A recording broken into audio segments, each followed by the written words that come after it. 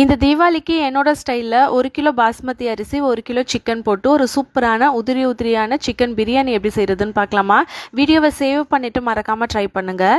சட்டியில் 200 ml oil சேர்த்துக்கோங்க. பட்டை, லவங்கம், ஏலக்காய் சேர்த்து நல்லா பொரிஞ்சதுமே 1/2 கிலோ வெங்காயத்தை பொன்னிறமாக வதக்கிக்கோங்க. ஒரு கைப்பிடி அளவுக்கு கொத்தமல்லியை 1 நிமிஷம் வதக்கிக்கோங்க. ஒரு கைப்பிடி அளவுக்கு புதினாவுமே 1 நிமிஷம் வதக்கிக்கோங்க. 75 கிராம் இஞ்சி, 75 கிராம் பூண்டு பேஸ்ட் பண்ணி வச்சுருக்கேன், அதையுமே சேர்த்து பச்சை வாசனை போகிற அளவுக்கு வதக்கிக்கோங்க.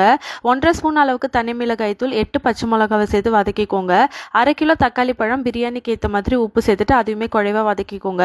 200 ml அளவுக்கு கெட்டியான தயிருமே சேர்த்துட்டு நல்லா வதங்கினதுக்கப்புறம் வாஷ் பண்ணி வச்சிருந்த 1 கிலோ சிக்கன் நல்லா ஒரு 5 நிமிஷம் வதக்கிக்கோங்க.